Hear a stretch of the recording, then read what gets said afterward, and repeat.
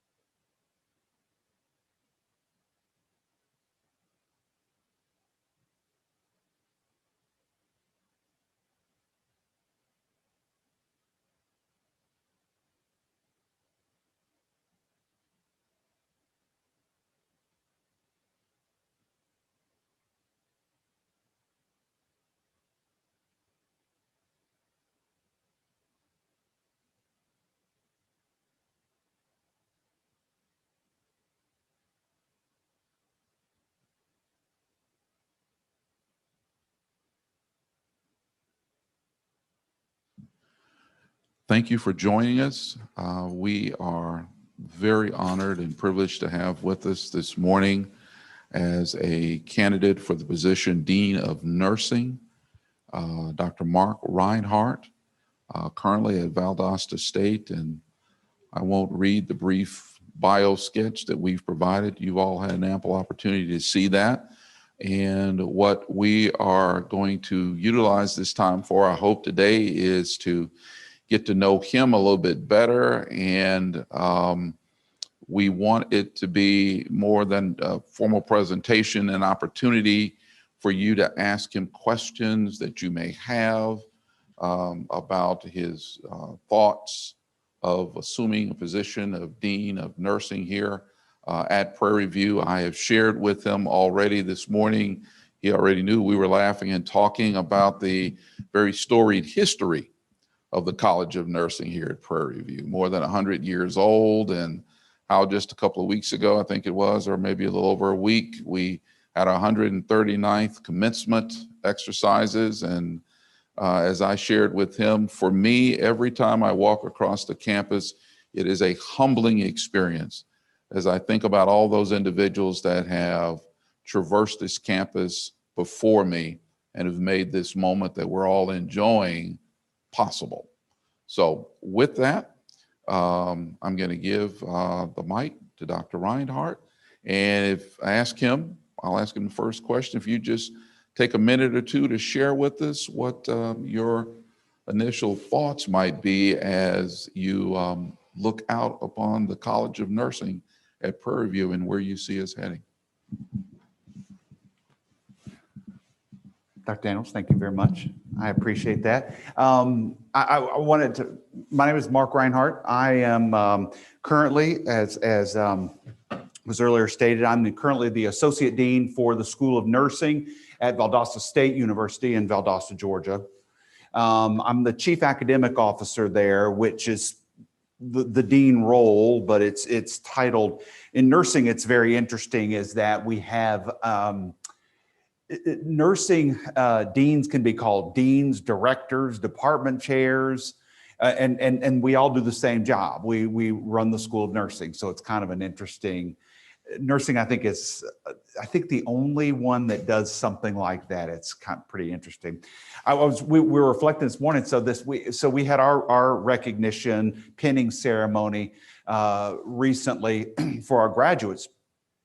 And this is the first one. Well, we've had two, but we were able to be a little less social distant from each other. And we had, I decided this time I wanted to sit in the audience. So what I did was I went up and said hello and welcome to everybody. We did a Facebook live stream thing because family members, of course, couldn't come.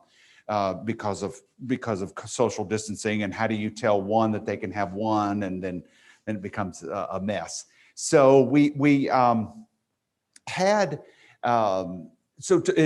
my thing. I like to sit in the audience and watch because I like to watch the faculty members stand up on the stage and pin the students and hug them and cry with them and all of that. And I like to just sit out there and watch it because the students didn't get there because of anything I did. They got there because of the faculty, and that's really what I really enjoy watching that. So it is nice to watch them their accomplishments, they achieve their goals and get through nursing school, because sometimes it's a point A to point B, but sometimes we know that there's a point B minus and maybe a C plus and along the way. So it isn't always. So that's why I like the faculty being involved in their recognition, because they got them there. So a little bit about me. I am originally from Nashville, Tennessee. I graduated from high school there. After high school, I joined the Army and spent about 24 years and some change in the Army. I was an enlisted medic for about nine plus years. And then after that, I took an Army scholarship and went to Belmont University in Nashville, where I did my BSN, or obtained my BSN, and was commissioned. And about my 13th year, I applied for another Army scholarship and went to school at UT Houston Health Science Center, and did a master's, postmaster's at the same time. I did a master's as a clinical nurse specialist, and a postmaster's as an emergency nurse practitioner, back when you could actually have a track that you got a degree from that. So it's interesting is that in Texas, my nurse practitioner license says emergency nurse practitioner on it. And I had to put in a special waiver for that. And if it didn't, and they said, don't let this expire, because it expires, you'll never get that back. And so you won't be able to practice again. So I said, well, I won't let that go. So I did that. Then as I was deciding to retire from the Army, I applied to Vanderbilt and graduated from their doctor of nursing practice program in 2012. And currently I don't know why, but I am enrolled in the Juris Master's program at Liberty University because I enjoy health law. So I'm working on that as well. So I'm in class this semester as well, legal writing, which is very different than the writing that we're used to. So it's a little bit on the different side. So I'm married. My wife's an RN. We have been married over 30 years. So very proud of that. She might think differently, but I'm proud that she's tolerating me that long. We have 4 children and 1 grandchild who is the absolute best. I do have a daughter who lives in Webster. She's an RN, works right now she's in the COVID ICU down there. So she's a little burnt out. So I'm going to see her for dinner. I forget when, before I leave town. So where I see, to kind of round back to the question, where I see the College of Nursing is, I think that the opportunities are boundless. For the college. I think that, number one, the College of Nursing is in the largest medical center in the world. So how could you not succeed? I think that there is so many things that the college can do, especially in this day and age of the pandemic and post-pandemic, of people that want to help. And what that means is helping fund things, give money, they want to grow, and also in areas where I think for many years we lacked, such as public health nursing, because the foundation for nursing began in public health, going out and taking care of what we would call health disparities today in those rural areas, which, as we know, 258 counties in Texas qualify for health disparities for underserved population. And as we know, the population is growing and growing and growing.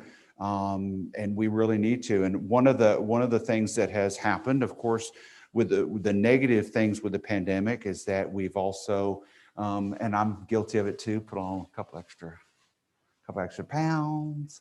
So we're dealing with that as well. So, I had a great conversation just prior to this with the president, and we talked a lot about the forward movement of the college, and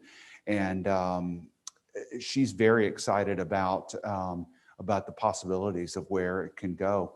One of the things that I believe is that when I come into a new organization, the first thing I do, and I've said this many times, is that I look at doing a needs assessment.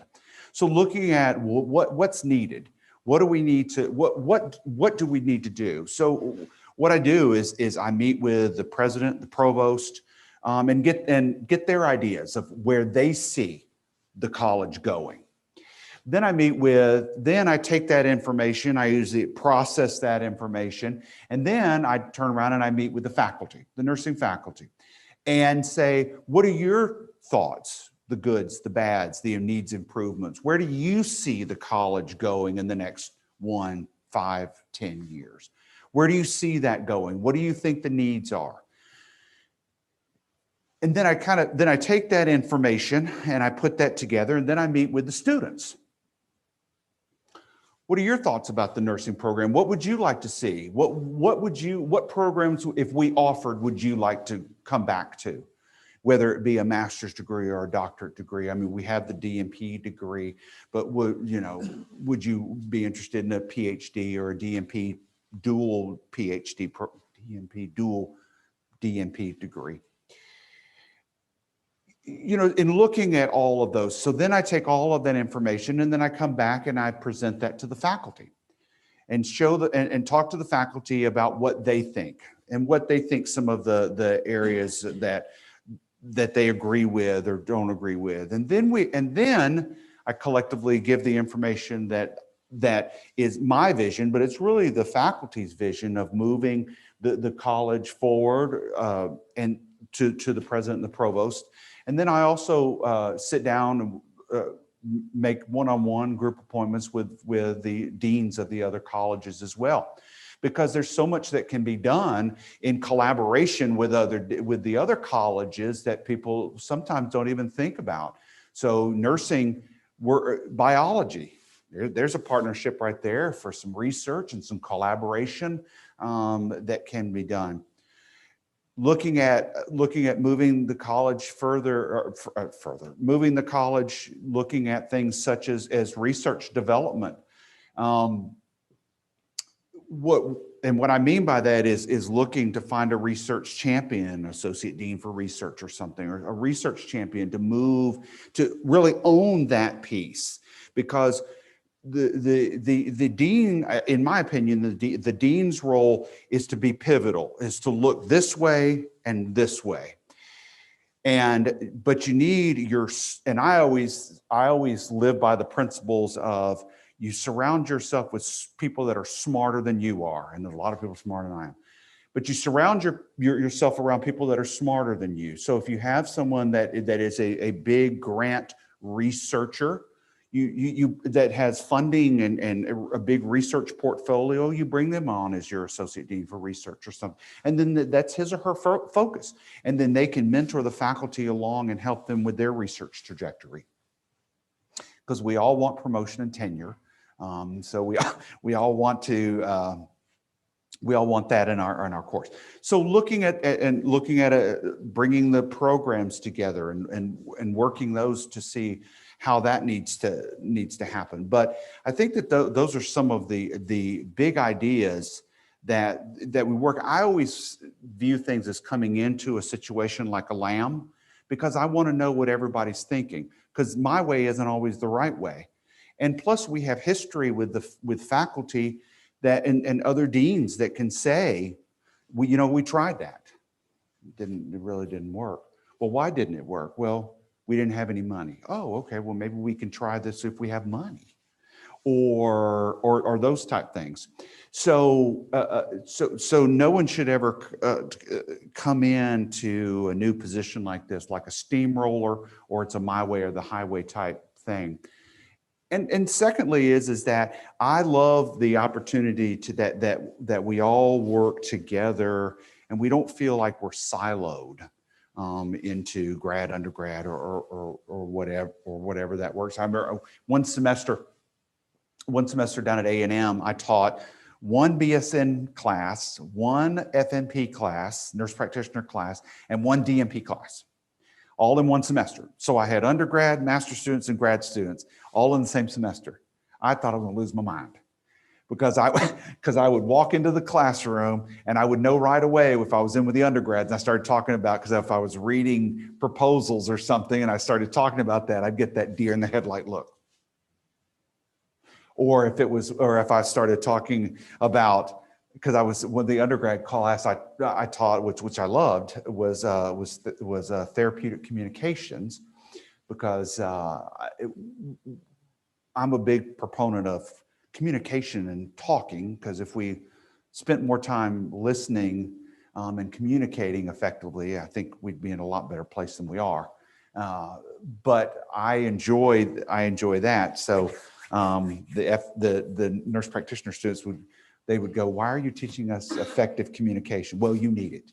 But I forgot where I was. So teaching kind of across the curriculum and all that, I really enjoy it. But also using people, I don't know, using people, but exploiting their areas of expertise. If your expertise is pediatrics, well, heck, that's where we need to use you, is in pediatrics. We need that expertise there, because I would be very rusty trying to do any kind of bedside med surg care at this point in my career. That the students would learn more by watching a YouTube video than they would from me. So anyway, so does that answer? Yes, it does. Thank Okay, you very much. sure. Any other questions? Welcome in the back. Well, Oh, and we have a question already. good morning. Good morning. I'm Kimberly Gam, the head of the Records and Information Services Department for the John B. Coleman Library. And I'm also here to represent Miss Carrie Mandole, who's our nursing librarian. So my question, one of many, is first of all, where do you see the library going? Because we have a library mini section at the College of Nursing, and where do you just see libraries and resources going as it relates to medical and nursing? Well, it's funny you say that, is because I'm chairing the dissertation of a Doctor of Public Administration student right now. And he wrote his literature review and was supposed to write in APA format, So on his committee, there's three of us, of course, and one of them is a librarian. So I said, okay, well, number one, a literature review is not 2 pages. Okay, not, I don't think so. And number two is that you really need to get what the APA is. You really have to get that going. And I said, here's a thought. On your committee is a librarian.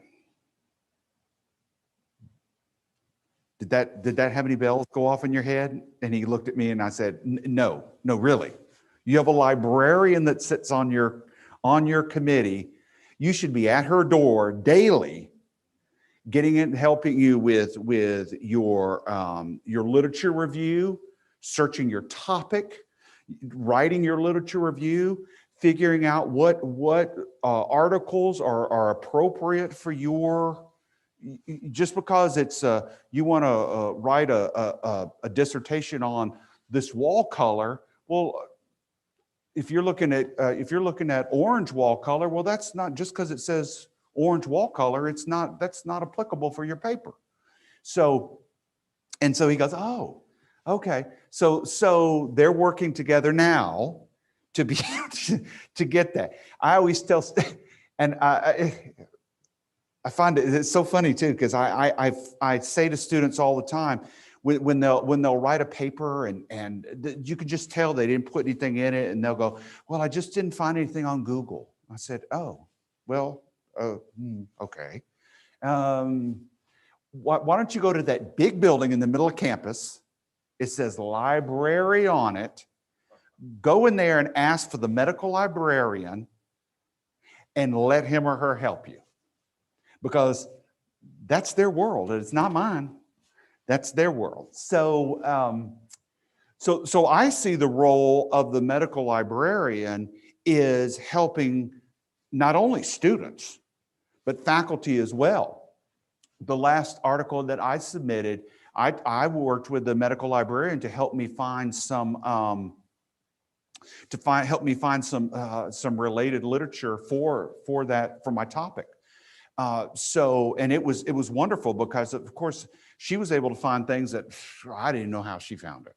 but because she knows how to search all those engines and all of that stuff. So I see that I see that the medical librarian and faculty and students work together. And as soon as I started at my last job, one of the first, I'd say 10 emails that I sent was to our librarian, Catherine, and I said, well, we were all online, but let's set up a Zoom, whatever we were using, Microsoft Teams or whatever.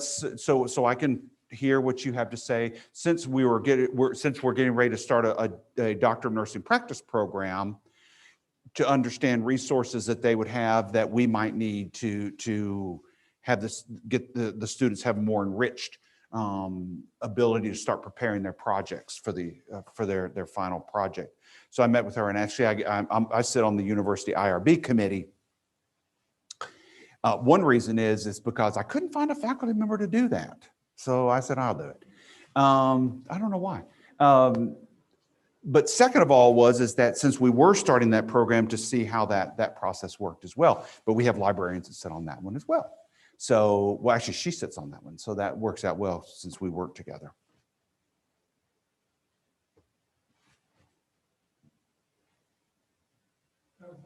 Yes, sir. I'm Frank Johnson, I'm Director of Community Affairs. One of the things that's always impressed me about the College of Nursing is their mentoring program. Share with us your thoughts on mentoring, whether new nurses coming in are mentored by the upperclassmen and so forth. I was very impressed with that. What are your thoughts on mentoring? Mentoring is very important, and the reason why every time that I start, two pieces to that. First, with the faculty, every time that I hire on a new faculty member, I always assign them a faculty mentor. And that's for multiple reasons. I think so many times, especially in nursing, we're so busy, we don't have the opportunity to really mentor the faculty the way that they should be mentored. And then all of a sudden they're up for promotion and tenure or their third year review or something.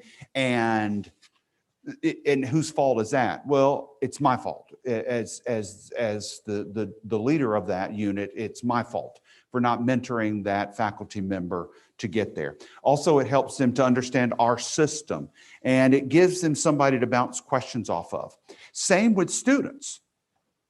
So I always assign a new faculty, I won't say old, I'll say seasoned faculty member, usually that has been through the tenuring process. And can help them. And I usually try to line up the same degrees as well, so they can speak the same kind of language, if you will, research language versus clinical language. For students, what I like to do, and it's at the undergraduate level and at the graduate level, I try to set up mentoring programs where we have senior students so our S2 or our senior 2 students, as we call them, are mentoring the J1 students. And also I like to set up study groups where they can help them, especially if they're the students that are weaker, if you will, and just need some help that are in or if you have students that have scored extremely well on their HESI, on their placement test. Also, that did really well in a course where another student is struggling, like OB usually socks a few students in critical care, patho, pharmacology. So you try to have mentors, or we call them student leaders, that take them through, that can help them through that. Because the students, I find, and when I was a student, it was the same way. Going up and meeting with my faculty member is extremely important. So I tell students, if you're not doing well, go early. Don't go late, because if you need 173 on your final to pass, probably not going to happen. So you should probably go early to that. So, but a student who has just been through that has a different thought process than I may have, because I've been doing it forever. So I'm like, why aren't you getting this? So it helps to have those mentored up.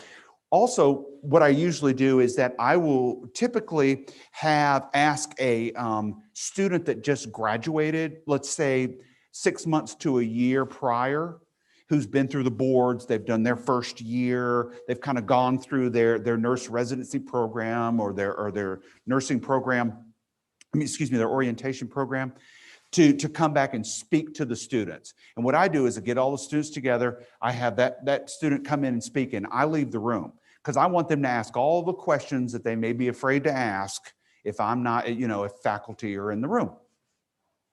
So that's another way, and that I do that, and I do that with undergrad, grad, and grad students as well, to kind of what's going on out there.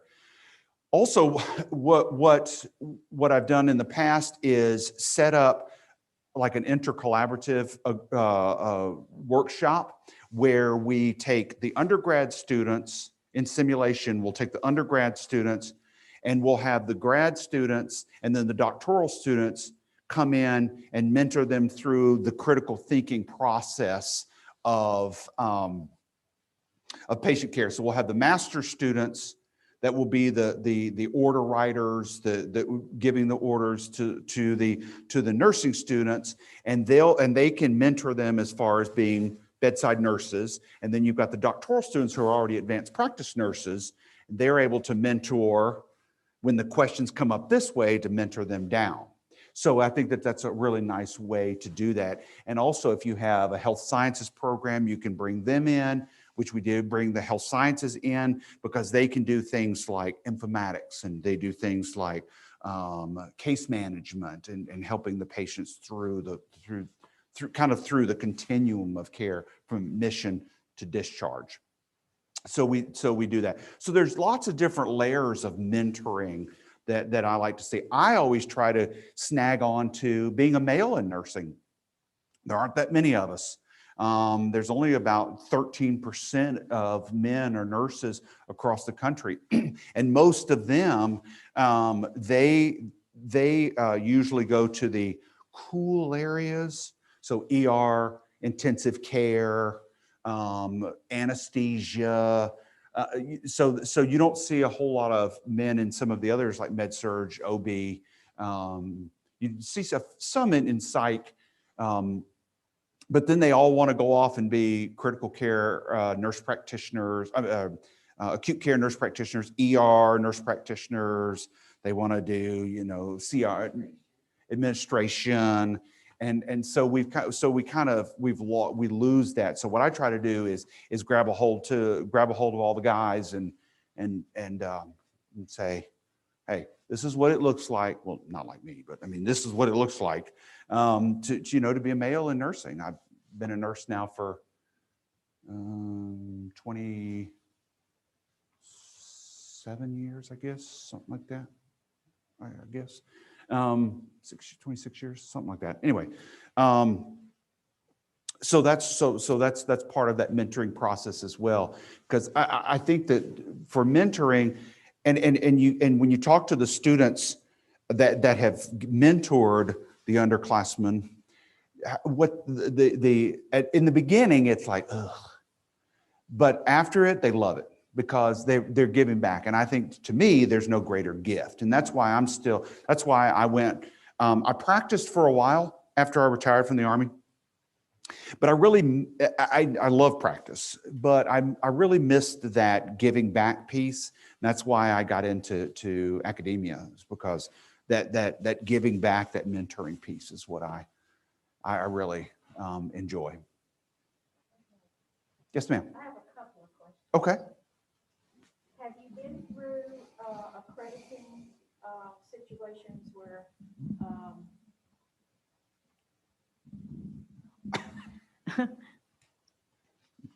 Have you been through accreditations, and can you tell me what kind of experience you've had with budgeting?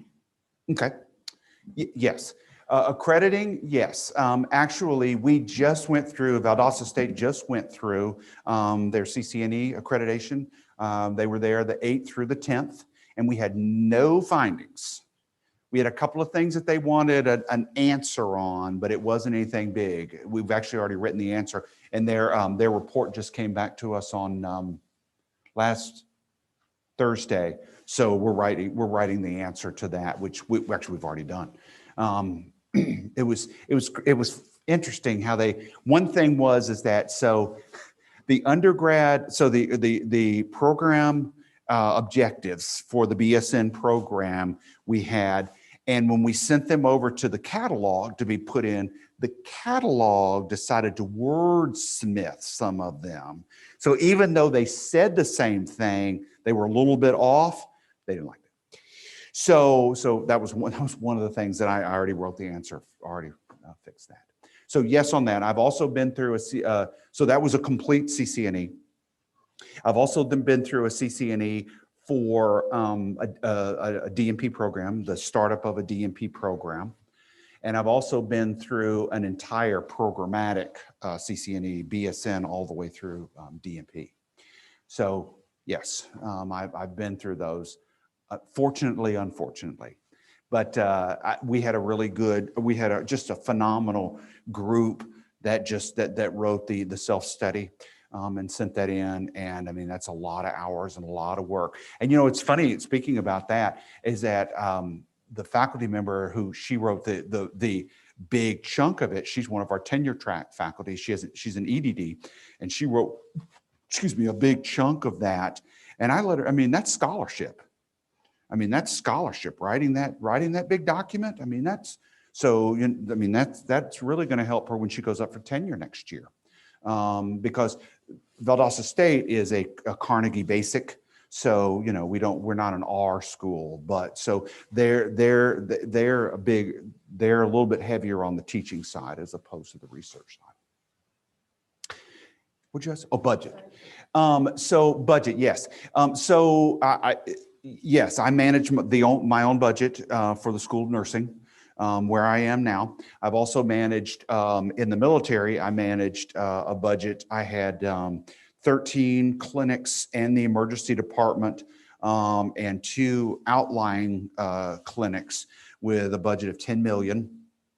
And we budgeted that, and I know how to work hard under budgets because we had a big budget cut year where, like, that's never happened, but we had a big budget cut year, and the hospital commander told me I had to cut $2 million off my budget. And I'm like, oh. But actually, just with looking at how we spent money, we were able to save it and said, you don't need 50 4x4s to clean up that wound. You could probably do it with 10 and be done with it.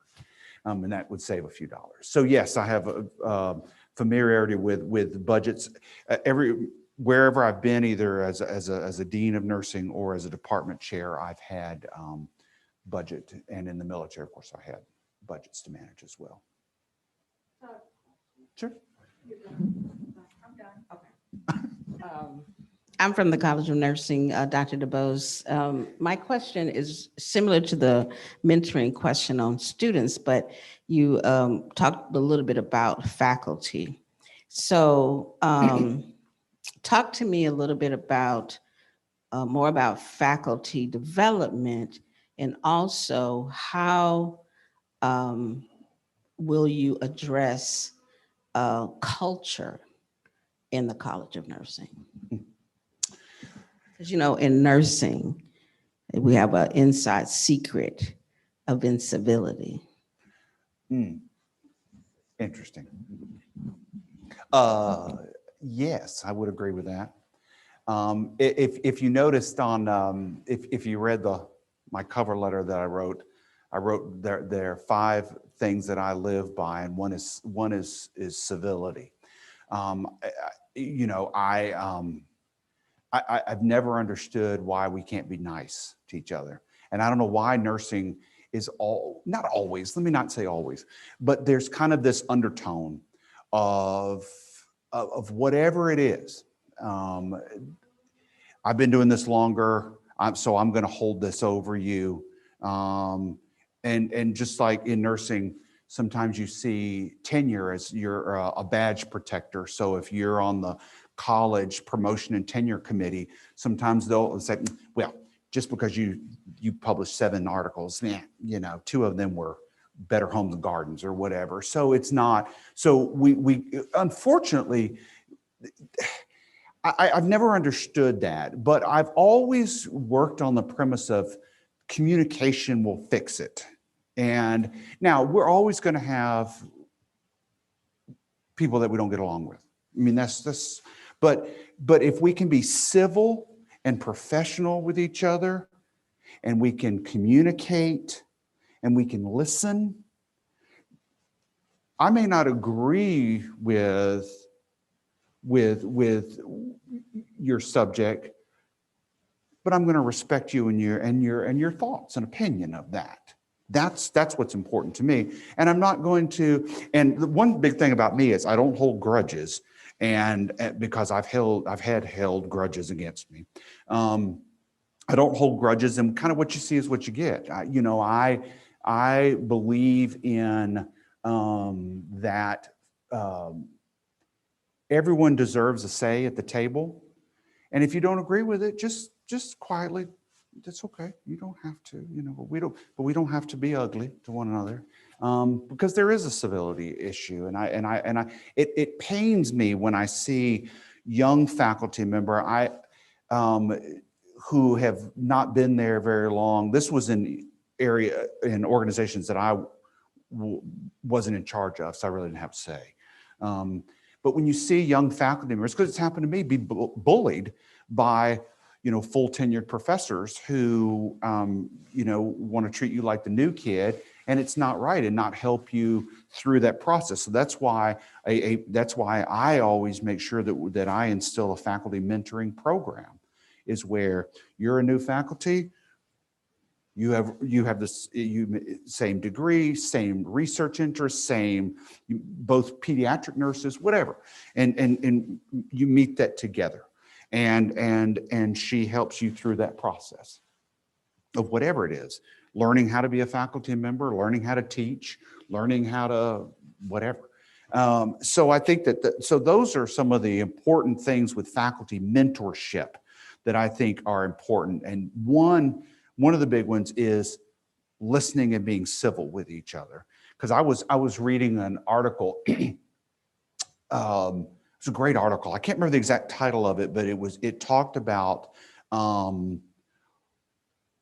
workplace bullying in nursing, and it's still out there.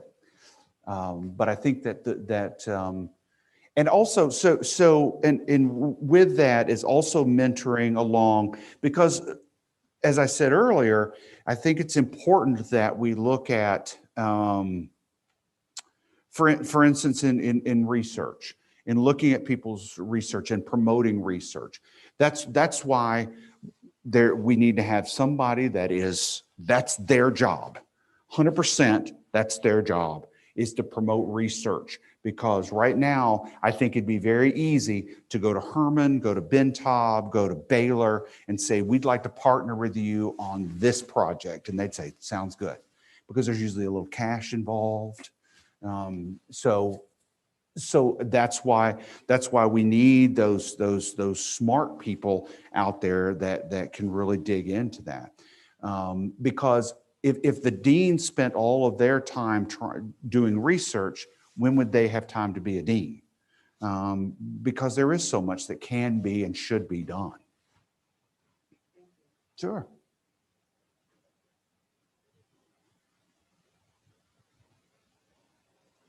Other questions, thoughts? Yes, sir.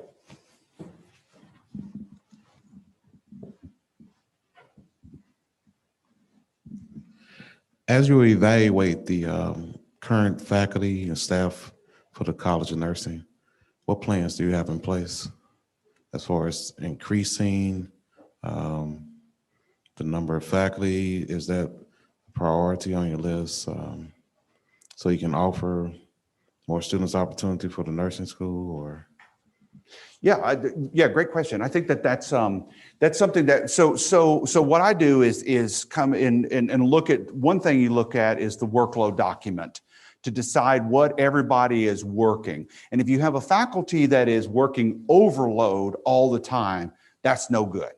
So my job would be to put together a proposal, send it up to the provost and say, here are the numbers, here's the data, we need faculty, and wherever the shortage is on that, for whatever, let's say it's a certain specialty or whatever that may look like, to increase that, because you don't want to ask faculty to continuously be in an overload situation, because it causes burnout and it causes faculty to leave. Also, looking at then you look at programs that need to grow. Maybe some programs aren't doing well anymore. We just had a program, our adult GERO nurse practitioner program. We're just not seeing students in that anymore. We'll get 1, 2, and you can't build a program on a couple of students. I mean, that's financially a disaster. I mean, but it's hard too, because you have a lot of times you'll have programs that have been around for a long time and there's a lot of history with them. So you have to look at understanding feelings behind that as well. You don't want to come in and just hatch it. But you have to look at that. Then you start looking at other programs that by the evidence, by what faculty thinks, by what administration thinks, programs that we need to grow with. Well, obviously we need to have certain, let's just say you want to start a psych nurse practitioner program. Well, you got to have the faculty to do that. They have to be terminally degreed, and they have to have that certification. You have to have a coordinator, and that coordinator has to have that certification. And we know that all programs, at least for the first 2 to 5 years, actually lose money, because you're investing money in the program, but it loses money. You lose money up front because you're paying salaries and all of that stuff. So you end up losing money. So you have to sometimes let administration know that we're gonna take a little hit here, but you got to have the faculty there. So you got to get administration to come off with a couple dollars, and then you can grow the program. You know, one of the other compounding factors with growing programs, unfortunately nowadays, is clinical sites. Clinical sites is a national problem, not only for undergraduate nursing, but for graduate nursing as well. We have nurse practitioners that we have preceptors of nurse practitioners that now want to charge our students, which is just the wrong thing to do. And also, we're even though we're in a huge medical center, I mean, you think about all the schools of nursing, colleges of nursing that are down there fighting for these clinical sites. So, but I think that my thought is that, Prairie View has a great opportunity to partner with so many of the stakeholders in the medical center to help get our students through there. When I was at UT Houston, I would go to the preceptor meetings, and just going and talking to them, you usually could squeeze a few more sites. The other interesting thing is that, so there was a report that came out just recently that said that we turned away, not we as a schools of nursing across the country, we turned away about 80,000 qualified students.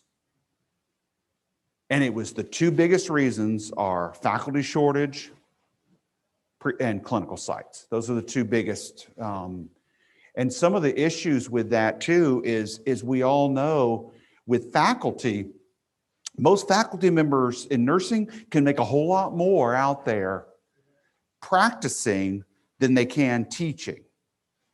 I mean, I can, as an emergency nurse practitioner, I can make a whole lot more than I'm making now, just practicing. But what you have to do is you have to sell it as a lifestyle.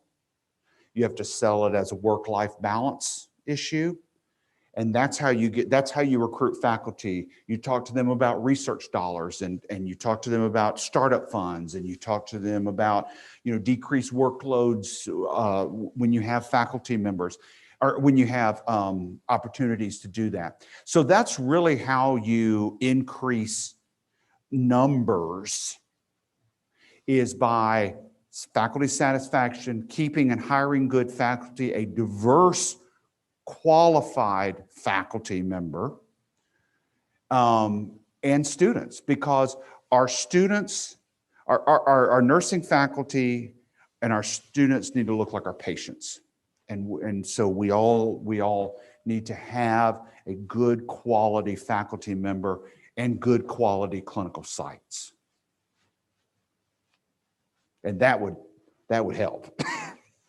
So if you know any, let me know. We can. Okay.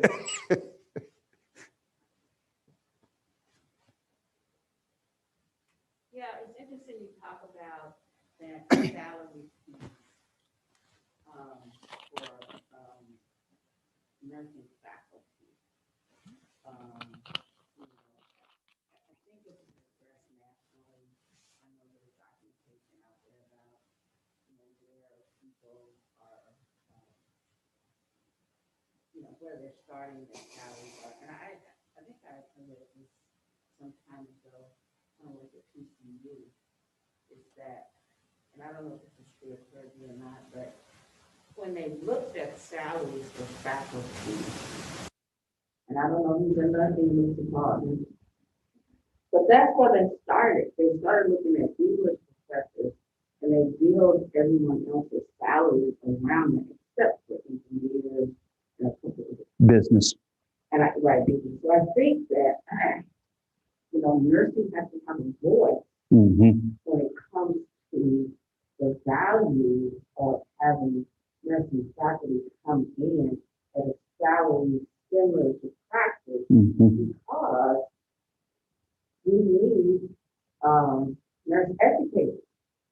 You can't continue to build these programs. Mm-hmm. We don't have, our nurse education department is failing because of low enrollment. And so, where are we going to go if we don't have the most educated track in a spot in a place that can bring in the students who can in turn come back and work with you? Yeah, I think one thing is that nurse educator track is just not glamorous. It's just not glamorous. They, I think too, with nursing, and I just had this argument over we cannot hire a terminally degreed psych NP. We just can't do it because we cannot meet the salary what they can get. Yeah, what they can get. When you're offering them $80,000 a year and they can go out and practice and make double that, I mean, please. I mean, they're not going to. So you try to sell the other pieces of that. But I think it's also, and there's lots of data out there. AACN puts out the data. There's things called Coupa data that you put that's out there. There's also CVIOC data, which is out there that talks about salaries. And the problem with the salaries, so my goal is to always try to get at least at the 50th percentile of AACN, and or higher. Because when I look at the books and I see that that we have that we have nursing salary of the 25th percentile, let's just say, then that is clear data that you can go use and go to the provost and you can say, this is the reason why we don't have faculty, is because we're paying them at the 25th percentile rate. We need to be here at least, even if it's incrementally till we get there, because I know we can't throw huge amounts of dollars at, and looking at ways also to offset, endowments, grants, looking at ways to kind of offset salaries so we can offer, a little more money and those type things. But yeah, we have to entice faculty members to do that. I had just recently, I had a nurse that wanted to hire to teach in our BSN program, had tons of experience, but the salary that she wanted, I just couldn't get there. I could not get there. I don't care. I begged the provost for more money. I couldn't get there because even though that nursing in most institutions or in a lot of institutions is a cash cow, especially graduate nursing, it's a cash cow. But we need to have the faculty members or we can't cash that check. So, I tried to argue to get more money out of the provost for that. But again, we're comparing to other salaries of other types of professors, but not business, why business is able to demand, the swing when like I said, I mean, any nurse can go out there and make more money than he or she is making as a faculty member. But those are some of the things that have to be addressed. I mean, obviously, I don't know what anybody makes here. Well, I guess you could look it up because we're all state employees. But my point is that, you can't until you look at it, and then you look at like schools and where the percentages are, the percentiles are. But I think the startup fund you're talking about is important. If you're coming in and tenure track, you need to start a fund. Mm-hmm. And you need to be able to get your research off the ground with some support. So that makes it attractive as well as whatever the salary you're going to land at. If you get the support for your research, some research or whatever it is, then I think that does make it compelling for it. Well, then you have the resource. Then you can do that. Plus, you can other things. Like a new computer or research bucks or startup funds or something because again, I mean, 6 years seems like a long time to go up for tenure, but it'll be here tomorrow. So you got to be ready. Yes, sir. Yes, John Gardner, Assistant Vice President for Student Success. A question to you would center around fundraising to support students having scholarships to be able to persist through. So what experience do you have with raising funds to support students in their educational endeavors? Well, a couple. One thing recently, I'll give you an example. One thing recently is that there was a group a business that wanted to partner with us. I went out. I'd heard that they wanted to do this, so I went out as a stakeholder. I went out and talked to them, and what they wanted to do is they were opening up some long-term care facilities in our area. And what they wanted to do is it was simple. If we sent our students there, they would give us $40,000 a year in scholarship funds to give to students. So I was like, well, then we're going to do that. We're going to send our students over there so we can do that. Also, it was also going and talking to individuals that have shown an interest in giving money for scholarships. We had a gentleman that I went and spoke to, very wealthy gentleman who his wife was a nurse and had died of cancer, and he wanted to give money for nursing students that wanted to specialize in pediatrics because that was her area. So he wanted to give them not just a scholarship, he wanted to give them cash. So when they graduate or when they finish that pediatric semester, the 5 students that did well got $1,000 check. And of course, that buys a lot of ramen and food. So it's going out and meeting with the stakeholders, meeting with people, meeting with potential donors, so we can increase our student, and also looking at granting opportunities for nursing students. There's a lot of granting opportunities that will pay for. When I was in Corpus, we had a grant that we applied for that if the nurse practitioner student would stay it was with Health and Human Services, would stay in the underserved area, they would pay for their degree. so some free money to pay for that. So that was, writing the granting. And so there's different ways, I think, of fundraising to help students. Let's get with that.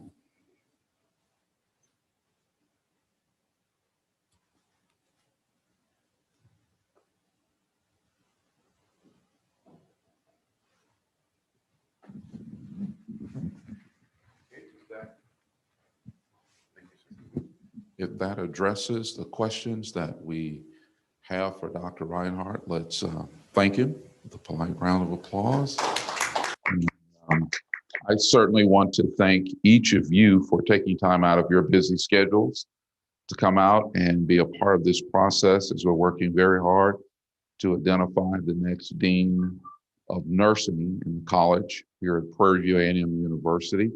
And I hope you have a very fruitful and blessed rest of the day. Thank you all for coming. I appreciate your questions.